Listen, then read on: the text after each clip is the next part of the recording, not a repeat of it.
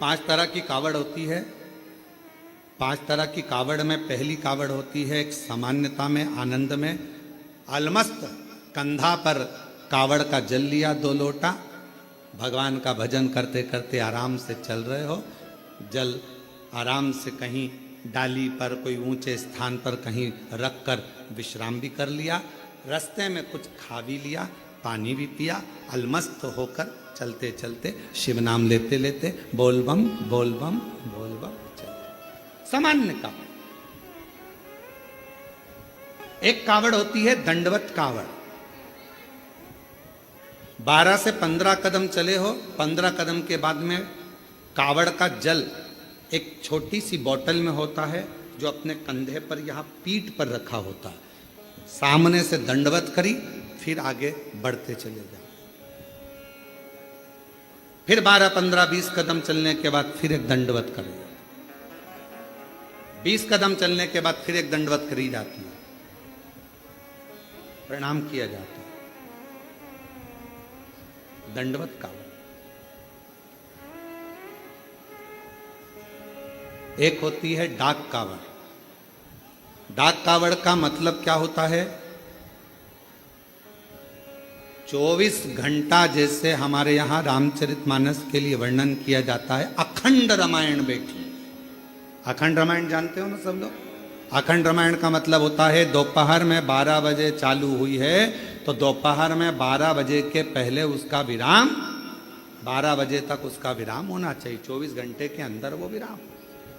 डाक कावड़ का मतलब यही होता है। इस कावड़ को जहां से भरा जाता है वहां से लेकर 24 घंटे के अंदर जहां जाना है मंजिल पर, जिस मंदिर तक, जिस देवालय तक, शिवालय तक जाना है, 24 घंटे के अंदर वो पहुंचना चाहिए। चाहे तुम दौड़कर जाओ, भागकर जाओ, लेकर जाओ, पर 24 घंटे के अंदर वो पहुंचती है। और एक होती है खड़ी कावड़। खड़ी कावड़ किसको कहते हैं?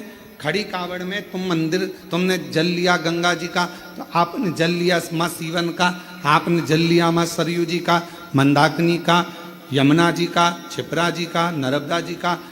खड़ी कावड़ में कहीं रुकना नहीं है, चलते जाना है। कावड़ कंधे से नीचे उतरना नहीं है।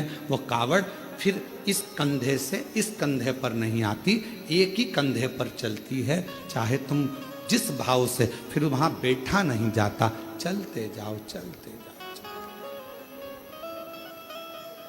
चलते।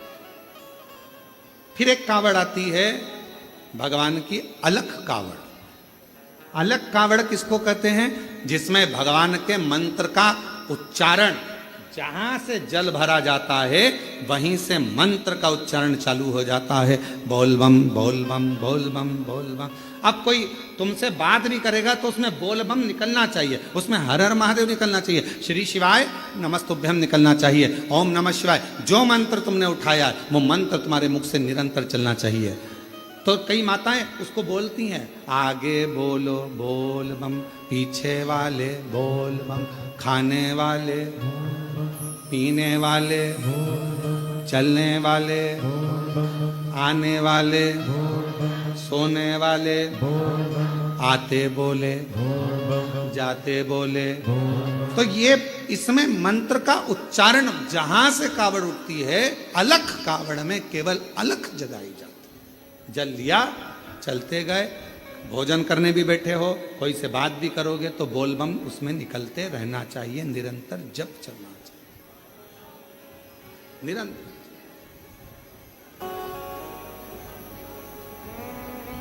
देवादिदेव महादेव से जब प्रतिदिन हम भगवान शिव के मंदिर में जाकर एक लोटा जल समर्पित करें, हो सकता है कि दिन बुरे हो सकते हैं, थोड़ा समय बुरा हो सकता है, पर जिंदगी कभी बुरी नहीं होती, क्योंकि वो जिंदगी परमात्मा की दी हुई है। दिन बुरा हो सकता है, 2-4-8 दिन से हो सकता है, कोई कहे कि हमारा ये तकलीफ है, कोई कहे 6 महीने से, 15 दिन से, 20 दिन से, ऐसा है वैसा है। दिन बुरा हो सकता है,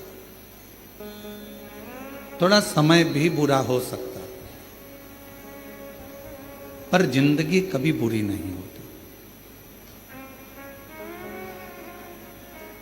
उसने आपको और हमको यदि पृथ्वी पर भेजा है तो कुछ सोच समझ कर ही भेजा हो। मां के गर्भ से बच्चा जन्म लेता है। जब माता पिता दोनों विचार करते हैं कि अपने घर में संतान होना चाहिए, औलाद होना चाहिए, ये विचार कब आता है? जब वो दोनों अपनी बुद्धि से ये सोच लेते हैं कि हाँ, अपने पास में इतना आवक है, अपने बच्चों को अपन पाल लेंगे, अपने पास में इतना घर है, परिवार है, मम्मी पापा हैं, सब लोग मिलकर बच्चे की परवरिश कर लेंगे। माँ को लगने लगता है कि मैं इस बच्चे को संभाल सकती हूँ, तब वो संतान को जन्म देने के लिए तैयार रहते हैं।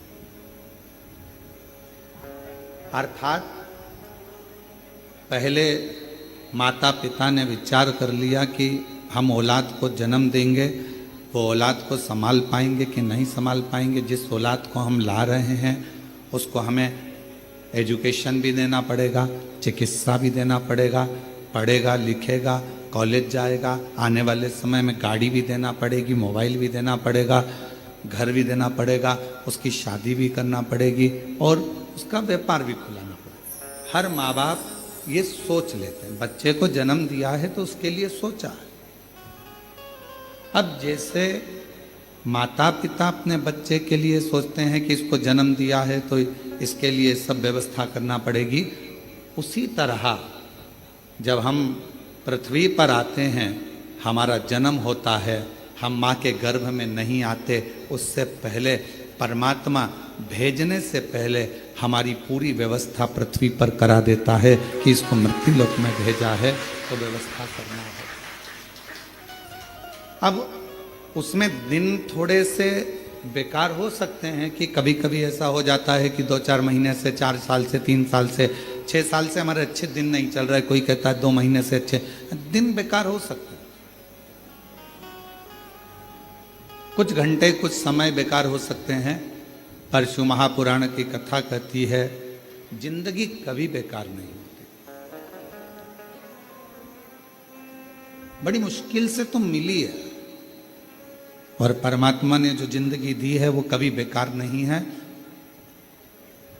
दिन निकल जाएंगे, समय निकल जाएगा, अगर अच्छी जिंदगी परमात्मा ने दी है और तुमने लगन से मेहनत और कर्म करा है तो फिर अच्छा समय आएगा और अच्छी जिंदगी के आनंद में फिर अच्छे दिन हमारे सामने प्रस्तुत।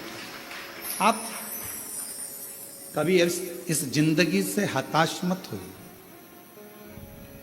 आप कभी यह मत सोचिए कि हमारी जिंदगी बेकार, ना ना ना, बहुत अच्छी है। समय विपरीत हो सकता है, पर उस विपरीत समय में भी घबराना नहीं है। कभी कभी विपरीत समय भी हमारा अच्छा समय लाकर रख देता है, कभी गलत समय भी हमें अच्छी जगह पर ले जाकर छोड़ देता है। तुम शंकर जी के मंदिर पर जाने से पहले अपने घर का दरवाजा छोड़कर लोटा लेकर जब तुम अपने घर में पानी का लोटा उठाते हो, भरते हो, बाहर निकलते हो, तुम्हें लगता है कि तुम शंकर जी के मंदिर में शंकर जी को जल चढ़ा रहे हो। उस समय पर शंकर भगवान तुम्हारे घर में आ जाते हैं तुम्हारा भंडार भरने के लिए। शिव जी जेब में